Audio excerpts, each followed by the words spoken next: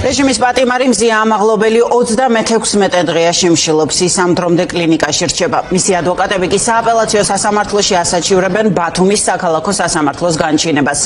მათ შემდეგ, რაც მოსამართლე ლევან ყოლბაიამ დაუშვებლად ცნო მზია ამაღლობელისთვის აღკვეთის ღონისძიების შეცვლის თაობაზე ადვოკატების შუამდგომლობა და პატიმრობის გაუქმების შესახებ მოთხოვნა განსახილველად არ მიიღო. მზია ამაღლობელის საქმე განიხილება ბათუმის სასამართლოშიც, ამჯერად ადმინისტრაციულ სამართალდარღვევაზე, რაც სტიკერის გაკვრას ეხება. მეგობრები და კოლეგები კი მზიას იდეით შექმნილი გამოცემის გასავრცელებლად ემზადებიან. ეს არის ბათუმელების ბეჭდური ვერსია, რომელიც აქციების დროს დაკავებულ რეჟიმის ყველა პატიმარს ეხება. რა იდეა აქვს ბეჭდურ გამოცემას და სად იქნება ხელმისაწვდომი, უფრო ვრცლად ნანო ჩაკვეტაძე მოგვიყვება.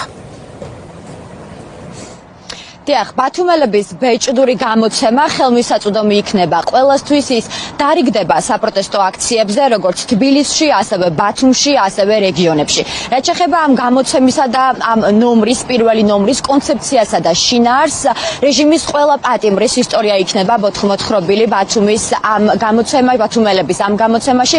გეტყვით, რომ პირველ ნომერში ბათუმელების ბეჭდური გამოცემის მოთხრობილი იქნება კონკრეტულად რეჟიმის 12 პატიმრის ისტორია.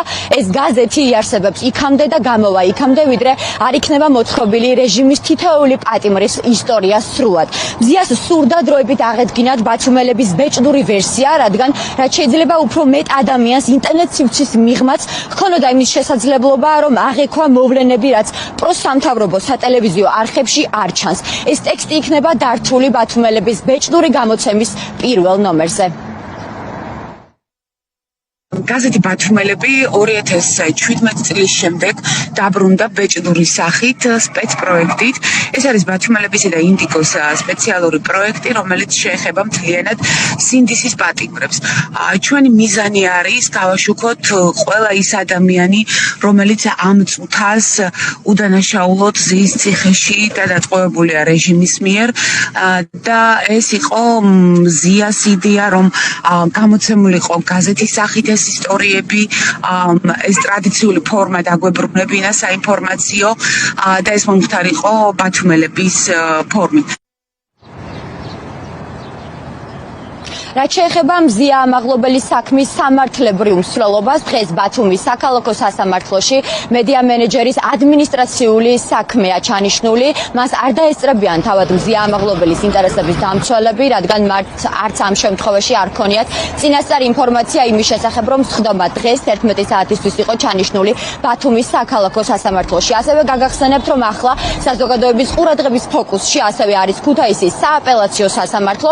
ვნახოთ საინტერესოა შეცვლის თუ არა ქუთაისის სააპელაციო სასამართლო თავის მხრივ ბათუმის საქალაქო სასამართლოს გადაწყვეტილებას და გააუქმებს თუ არა მზია ამაღლობელის აღკვეთის ღონისძიების ყველაზე მკაცრ ფორმას პატიმრობას.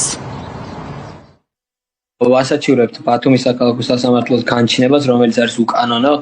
რიგ შემთხვევაში მოსამართლე შეიჭრა პროკურორის კომპეტენციაში, ეს როლი თავის თავზე მოირგო და თვითონ ამტკიცებდა ახლა ჩვენი მხრიდან წარმოდგენილი ახალი არსებითი გარემოებები რატომ არ იყო საკმარის იმისთვის, რომ პროცესი ჩაენიშნა, არათუ მხოლოდ პროცესი ჩაენიშნა, არამედ აღკვეთი ღონისძიება შეეცვალა. რიგ შემთხვევაში კი საერთოდ თავი არის და იმ ახალ არსებითი გარემოებებთან მსჯელობას, რომელიც ჩვენ წარუდგინეთ. ამ ახალი არსებითი გარემოებებიდან გამომდინარე, ამჯერად უკვე ქუთაისის სააპელაციო სასამართლომ უნდა იმსჯელოს აღნიშნულ საკითხზე. თუ კი არ დაემორჩილება ზეგავლენას, როგორც სხვა შემთხვევებში დაემორჩილეს სასამართლოები და არ მიიღებს პოლიტიკურ გადაწყვეტილებას, პატიმრობა აუცილებლად უნდა გააუქმოს. გეტყვით მზია ამაღლობელის ჯანმრთელობის მდგომარეობაზე. შიმშილობის 37 დღეს მზია ამაღლობელის ჯანმრთელობის მდგომარეობა მედიკოსების შეფასებით ამ ეტაპისთვის სტაბილურია, თუმცა ის შეიძლება ნებისმიერ დროს დამძიმდეს. ამ ეტაპისთვის მზია ამაღლობელი ექიმების ინფორმაციით არის კონტაქტური, შეუძლია დამოუკიდებლად გადაადგილება.